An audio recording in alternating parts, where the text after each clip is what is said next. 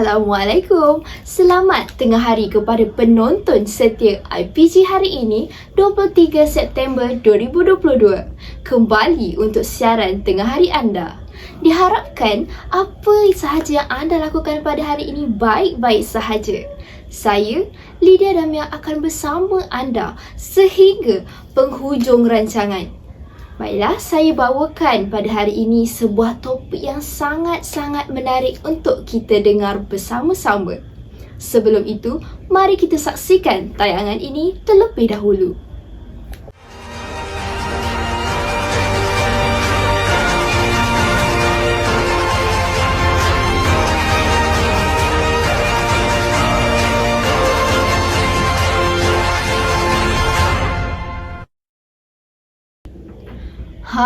Mungkin ada yang dah pernah lihat gambar-gambar tokoh yang dipaparkan tadi. Sebenarnya, ada kena-mengena dengan topik pada hari ini.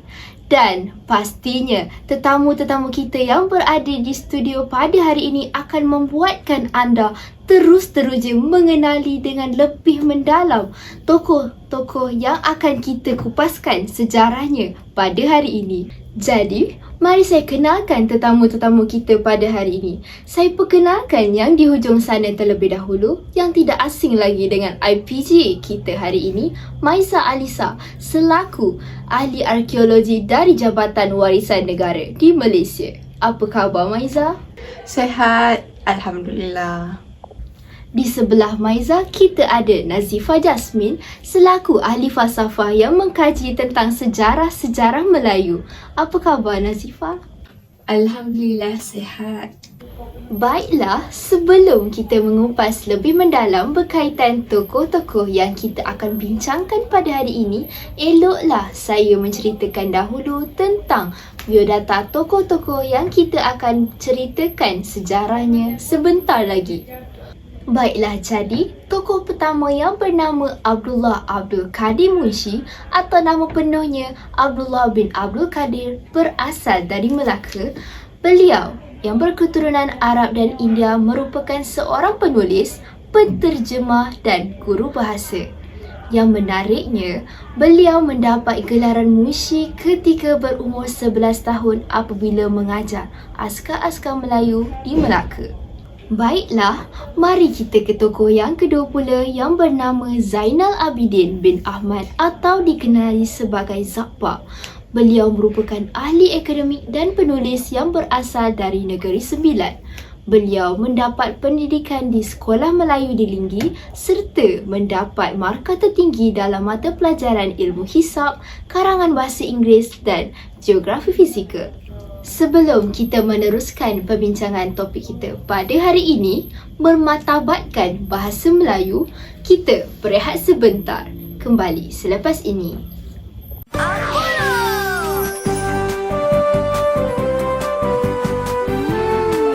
Apollo, bila-bila masa, di mana jua?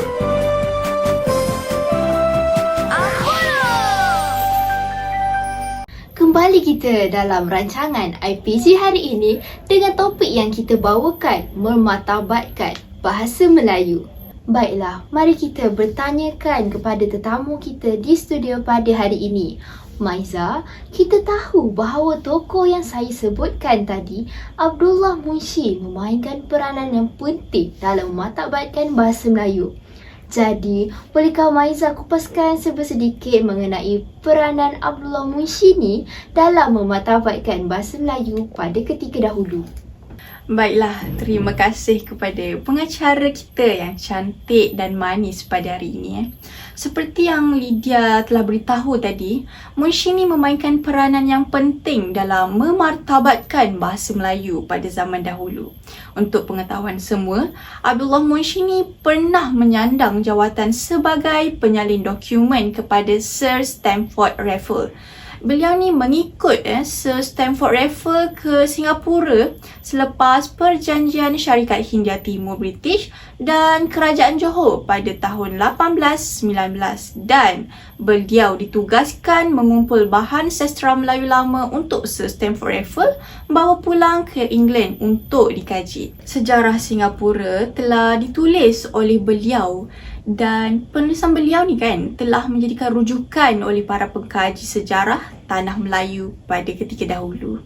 Terima kasih Maiza atas penerangan yang begitu jelas tadi ya. Okey Jasmine, bagaimana pula dengan tokoh kita yang kedua dalam memainkan peranannya untuk memartabatkan bahasa Melayu?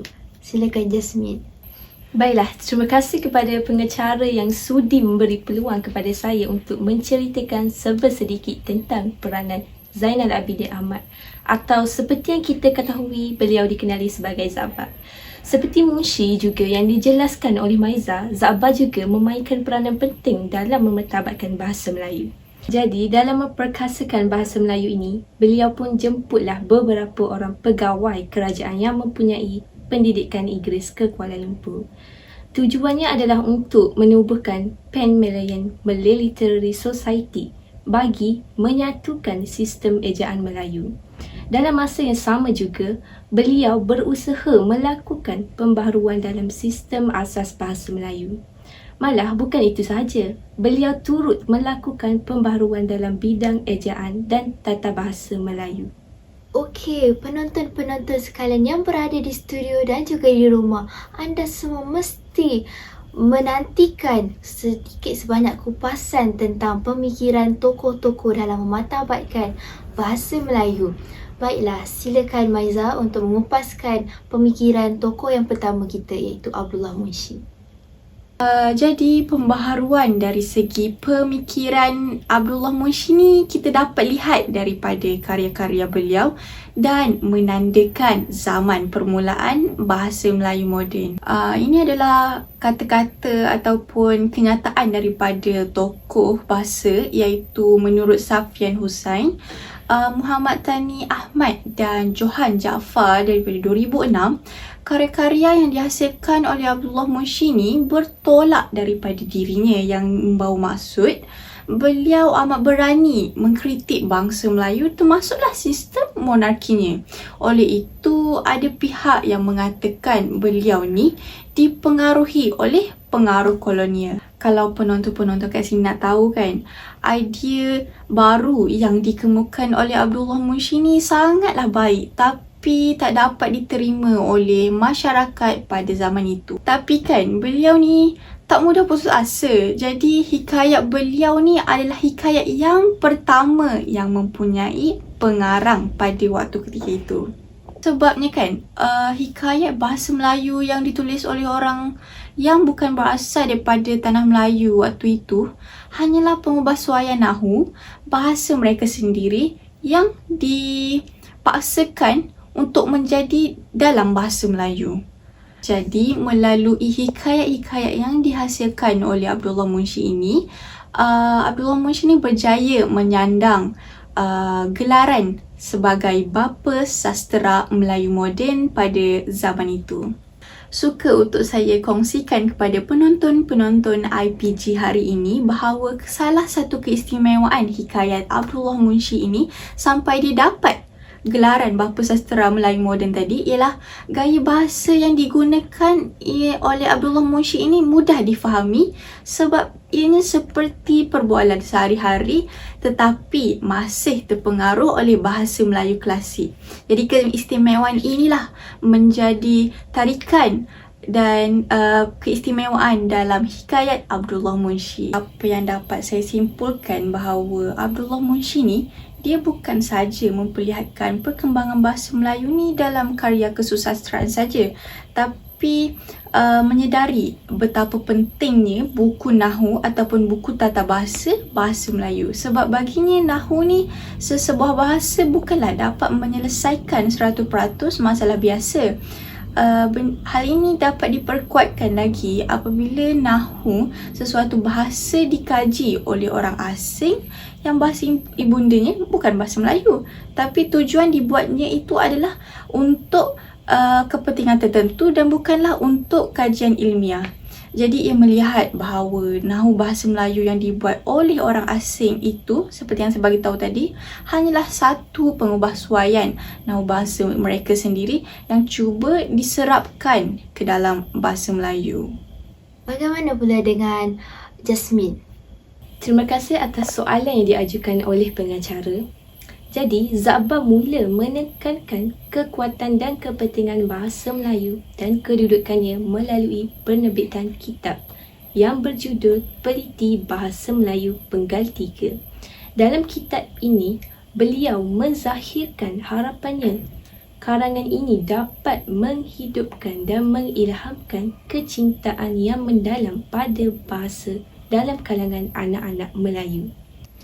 Pelajaran bahasa ini dipandang tinggi olehnya untuk mempertahan dan memajukan harakat bahasa Melayu dalam kalangan bahasa, di mana bahasa Melayu inilah yang menjadi penyantun cita-cita bangsa yang harus diangkat dan dimartabatkan sebagai bahasa pengantar dan bahasa rasmi pemerintahan dalam negara ini. Pemikiran kritis yang dibawanya ini menjadi titik tolak yang penting dalam penulisannya, seperti Canai Bacaan yang diterbitkan pada 1924.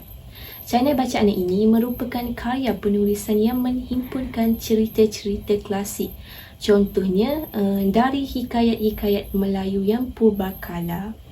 Kitab Canai Bacaan ini disusun oleh Zabba sebagai bahan bacaan murid-murid tahun 4 di sekolah-sekolah Melayu. Malangnya, cerita-cerita pendek yang diambil daripada hikayat-hikayat asalnya ini diberhentikan. Anda semua rasa kenapa? Ini bagi menggalakkan lagi murid-murid untuk mencarinya sendiri dalam hikayat yang asal, supaya mereka dapat menghargai khazanah dan hikayat-hikayat yang asal ini. Okey, saya tertarik dengan satu soalan yang dikemukakan oleh penonton kita di rumah. Soalan ini ditujukan oleh Zarina Abu Bakar. Dia menanyakan tentang apakah perbezaan antara kedua-dua tokoh ini dalam usaha memartabatkan bahasa Melayu. Baiklah, Maiza, apa beza kedua-dua tokoh ni dalam usaha memartabatkan bahasa Melayu?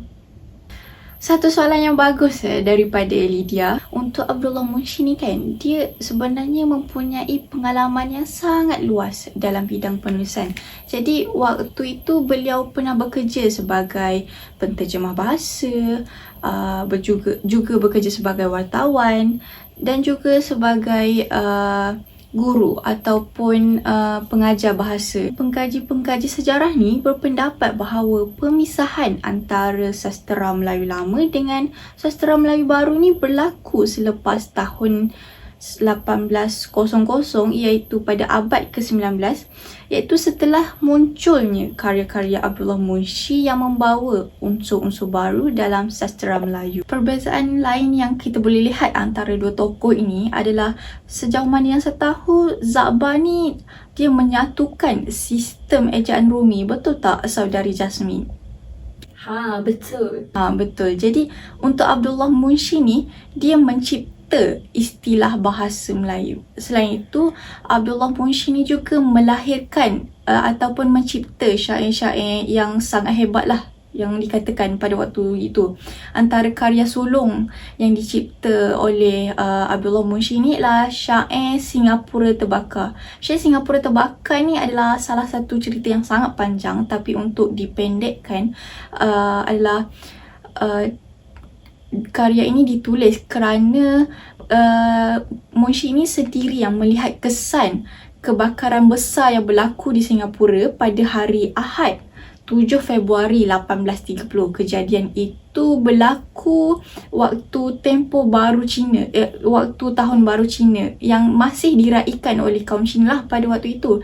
Jadi peristiwa ini turut dilaporkan pada 11 Februari 1830 dalam akhbar Singapore Chronicle. Ketika itu hanya terdapat sebuah saja akhbar di Singapura dan halamannya adalah terhad. Maka Munshi mengambil pendekatan untuk merakam kejadian itu secara terperinci dalam bentuk syair. Jadi ia diterbitkan atas cap batu pada 30 September 1843. Seperti yang telah diceritakan sebersedikit oleh pengacara kita, Lydia, tentang biodata Abdullah Munshi tadi, kita tahu bahawa ibu kepada Abdullah Munshi ini berbangsa Tamil dan juga neneknya itu juga berbangsa Tamil, dan kalau penonton nak tahu bahawa nenek Abdullah Munshi ini adalah guru besar di salah sebuah sekolah di kampung Pali. Neneknya itu mengajarkan Al-Quran kepada kanak-kanak yang berbangsa Tamil pada ketika itu, maafkan saya. Jadi tidak hairanlah Abdullah Munshi memanfaatkan kelebihannya dalam berbahasa Tamil untuk menterjemahkan karya Hindi iaitu Hikayat Panca Tanderan ke dalam bahasa Melayu yang diberi judul Hikayat Kalilah dan Daminah. Contohnya hikayat ini seperti cerita Hindu. Malah Munshi ini juga mengajar bahasa-bahasa ibunda kita kepada askar-askar Tamil dan juga askar-askar British. Menariknya lagi tentang Abdullah Munshi ini adalah beliaulah yang memperkenalkan bidang percetakan dan penerbitan buku pada pertengahan abad ke-19 yang membawa perubahan besar kepada dunia kesusasteraan Melayu moden. Apakah pula pandangan daripada Jasmine tentang soalan yang diutarakan oleh penonton kita tadi? Silakan. Seperti yang Maiza jelaskan tadi, Abdullah Munshi menghasilkan syair, manakala Zabah mempunyai kelainan sedikit di mana beliau menghasilkan artikel. Saya dapat memberi contoh kepada anda semua, di mana artikel yang diterbitkan oleh beliau berjudul Tema Syamandi Safar di Tajuk Keling. Selain itu, keunggulan Zabah tidak terletak pada penciptaan istilah bahasa Melayu seperti Abdullah Munshi, namun beliau menekankan pandangannya terhadap sistem bahasa Melayu. Di samping itu, Zabah juga menubuhkan pejabat karang mengarang di Maktab Perguruan Sultan Idris bersama-sama dengan pengetuanya pada tahun 1924. Tambahan, Zabah telah diiktirafkan dalam masyarakat dan negara sebagai seorang tokoh cendekiawan yang berwibawa. Seterusnya, beliau merupakan seorang pencetus dan pemikir dalam pelbagai bidang seperti agama, politik, sastera dan bahasa dan lain-lain. Beliau juga merupakan salah seorang cendekiawan yang mendukung gerakan Islah suatu ketika dahulu. Walau bagaimanapun, beliau dilihat lebih menyelah dalam bidang bahasa. Hal ini tidak dapat disangkal lagi kerana banyak sumbangan dalam bidang bahasa yang beliau telah berikan. Okey, setelah banyak perbezaan yang kita dengar tadi, apa kata kita ketahui pula tentang persamaan cara dua tokoh ini memperkembangkan bahasa Melayu? Pertama, kedua-duanya menghasilkan buku untuk memartabatkan bahasa Melayu. Antara buku yang dihasilkan ialah Hikayat Abdullah oleh Abdullah Munshi. Menurut Zahir Ahmad dan Muhammad Taufik Muhammad Balwi, bahasa dan gaya tulisan Abdullah Munshi juga berbeza daripada bahasa dan gaya sastera hikayat. Tulisannya lebih jelas, tepat dan tajam serta menggunakan bahasa biasa. Beliau tidak menulis kisah-kisah khayalan yang tidak diterima di akal, tetapi mengemukakan idea beliau sendiri. Lantaran itu, buku yang berjudul Ilmu Mengarang Melayu pula merupakan karya Zabah. Buku Zabah ini mengandungi 16 bab, memuatkan hal-hal mengarang gaya bahasa Melayu dan bukan Melayu, pemindahan bahasa, ragam bahasa, peribahasa, puisi dan prosa, kata-kata pinjaman daripada bahasa asing dan logat daerah. Seterusnya, mereka turut menterjemahkan karya-karya daripada bahasa lain kepada bahasa Melayu. Buktinya, Abdullah Munshi telah menterjemahkan karya Hikayat Panca Tanderan dengan dibantu oleh Tambi Mutu Bropata, manakala Zabah telah menterjemahkan karya yang bertajuk Mark Twain. Penonton sekalian, kita telah sampai ke penghujung rancangan. Nampaknya penampilan kedua-dua orang hebat kita hari ini telah memberikan impak yang sangat-sangat positif dan semoga kita dapat mengambil segala input-input yang dikongsi oleh tetamu-tetamu kita pada hari ini. Jumpa lagi. Assalamualaikum.